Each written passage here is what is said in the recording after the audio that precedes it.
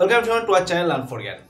So আশা করি সকলে ভালো আছো, তোমাদের প্রস্তুতি ভালো চলছে। পরীক্ষা আগামীকাল থেকে শুরু হচ্ছে এবং আজকে যে সমস্ত গুরুত্বপূর্ণ কথাগুলি বলবো তোমাদের কাছ থেকে 5 থেকে 10টা মিনিট মাত্র চেয়ে নেবো। তোমরা 5 থেকে 10 মিনিটেই যে কিছু কথা তোমাদের জন্য গুরুত্বপূর্ণ কথা সেগুলো তোমরা একটু দেখে নাও এবং বন্ধুর মধ্যে শেয়ার করে দাও যাতে তারাও ভিডিওটা দেখে হেল্প পেতে পারে।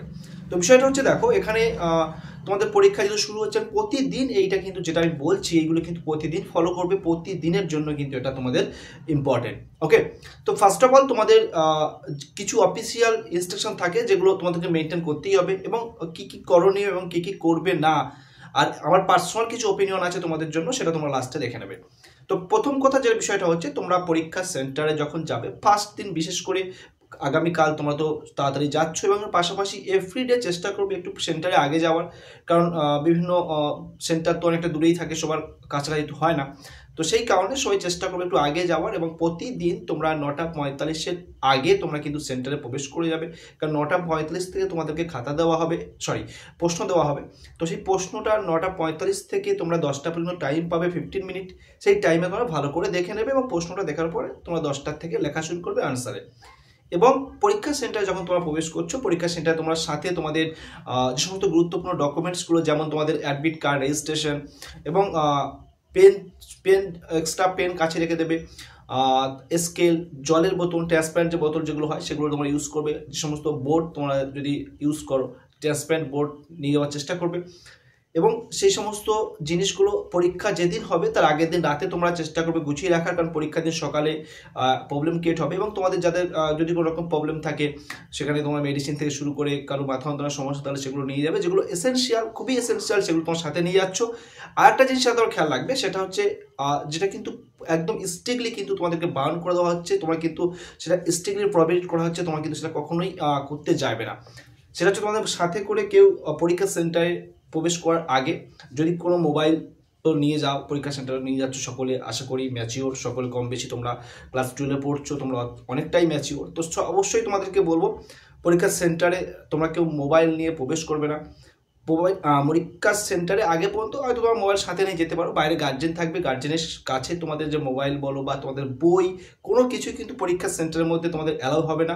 সো পরীক্ষা সেন্টারে ঢোকার আগে সমস্ত কিছু কিন্তু বাইরে রেখে যাবে।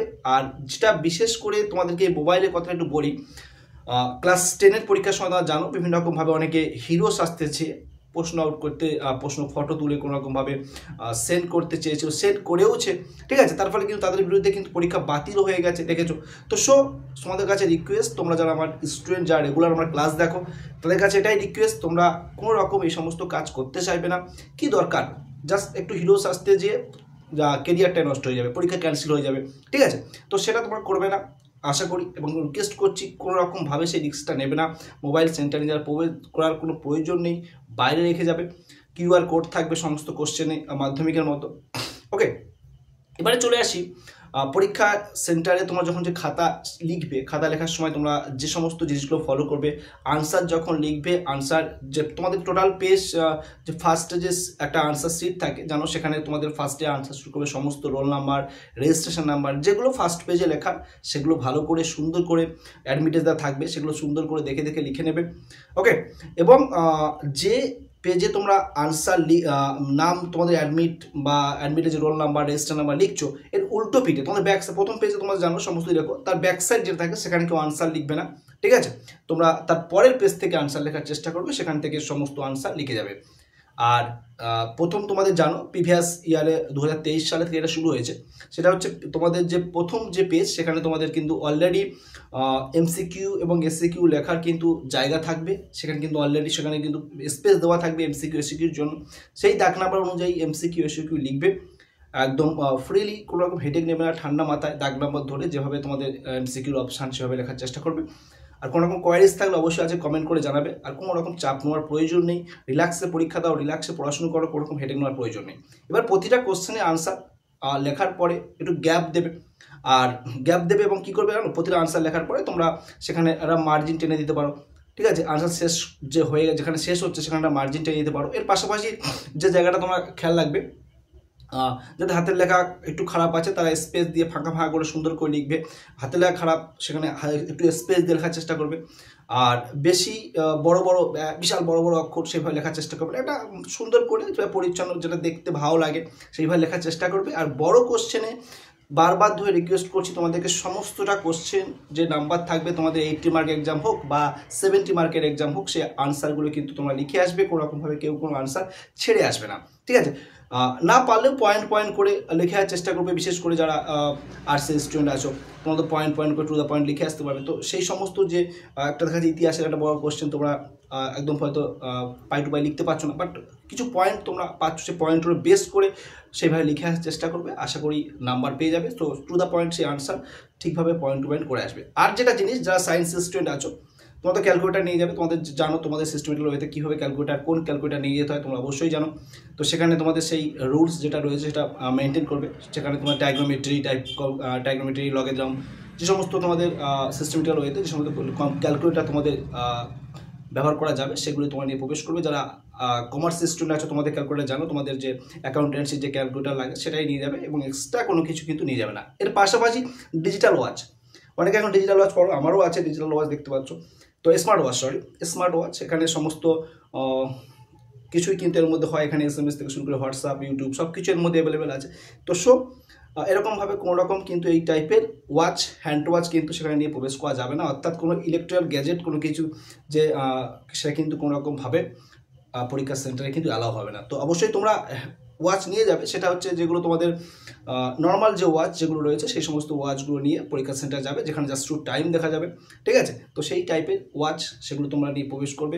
টাইমটা দেখা খুবই জরুরি, কারণ টাইম না দেখলে পরীক্ষা সেন্টারে অনেকে টাইম সেট করে আনসার লিখতে হয়। তো সেই টাইম মেনটেন করে সম্পূর্ণ আনসার লিখে আসবে, এবং পরীক্ষা সেন্টারে বারবার ধরে বলছি কোনোরকমভাবে কিন্তু যে সমস্ত গ্যাজেট আছে, যে সমস্ত গ্যাজেটের মাধ্যমে কোনোরকমভাবে ইন্টারনেটের ফ্যাসিলিটি থাকে, সে সমস্ত গ্যাজেট কিন্তু পরীক্ষা সেন্টারে নিয়ে প্রবেশ করবে না, ওকে? এবং লাস্ট এখন রিসেন্টলি যে জিনিসটা হচ্ছে, যেটা তো আমার এটা পার্সোনাল ওপিনিয়ন, তোমাদের জন্য যারা রেগুলার আমার স্টুডেন্ট তাদের কাছে একটা কথা আমি বলছি, শোনো। রিসেন্টলি দেখবে গত 2-3 বছর ধরে লকডাউনের পর থেকে এটা যেন ট্রেন্ড হয়ে আসছে। বিষয়টা হচ্ছে পরীক্ষা সেন্টার থেকে ছেলে স্টুডেন্টরা পরীক্ষা দিয়ে বেরিয়েছে, তাদের মাথাটা আলাদা হেডেক থাকে, ঠিক আছে? তারা চাপের মধ্যে পরীক্ষা দিয়েছে, একটু রেস্ট নেবে। সেখানে পরীক্ষা দেওয়ার পরে কিছু বিভিন্ন রকম সোশ্যাল মিডিয়ার প্ল্যাটফর্মে থেকে কিছু রকম যে সেখানে তাদেরকে বিভিন্ন রকম কোশ্চেন করা হয়, ঠিক আছে? নর্মালি যাচ্ছে পরীক্ষা সেন্টার, যে পরীক্ষা কেমন হয়েছে জিজ্ঞাসা করতেই পারে, পরীক্ষা কেমন হয়েছে, প্রশ্ন কেমন হয়েছে লিখতে হবে। এ বন্ধু ঠিক আছে, পরীক্ষা কেমন হয়েছে, প্রশ্ন কেমন হয়েছে, এইটুকু ঠিক আছে। কিন্তু এর পরবর্তী সময় এমন কোশ্চেন করছে এবং সেটাকে নিয়ে তারা কমিক করে ফেলছে, তাই একটা ঠাট্টার জায়গায় এসে আছে, তাদেরকে সেই সমস্ত স্টুডেন্টকে যেন মক করা হচ্ছে, ওকে? তো সেই সমস্ত স্টুডেন্ট যারা অনেকটা মাধ্যমিকের অনেক স্টুডেন্ট দেখেছি রিসেন্টলি অনেক ভিডিও প্রিভিয়াস ইয়ার তারা দেখা হয়েছে।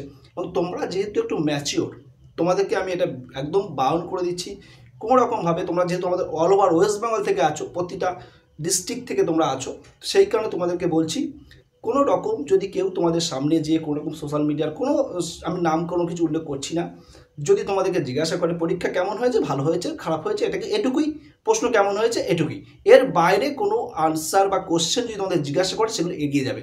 হয়তো এখন মজার ছলে সেই আনসারগুলো দিয়ে দেবে, সেই সমস্ত কথার ওনারা হয়তো কমিকলি সেইটা তোমাদেরকে ইউটিউবে বা বিভিন্ন সোশ্যাল মিডিয়ায় আপলোড করে দেবে, ভাইরাল হয়ে যাবে।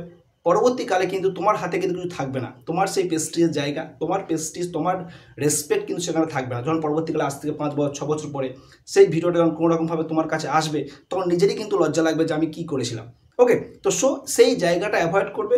তোমরা বারবার ধরে বলছি, কোনো রকমভাবে সোশ্যাল মিডিয়ার কোনো রকমভাবে যদি তোমাদের কেউ কোনো রকমভাবে যায় কোনো সেন্টারে, তোমাদেরকে জাস্ট ওই ডু আনসার দেবে, প্রশ্ন কেমন হয়েছে, পরীক্ষা কেমন হয়েছে, এর বাইরে কোনো রকম কোনো কোশ্চেনের আনসার তোমরা দিতে যাবে না, অ্যাভয়েড করবে, এড়িয়ে চলে যাবে, ওকে?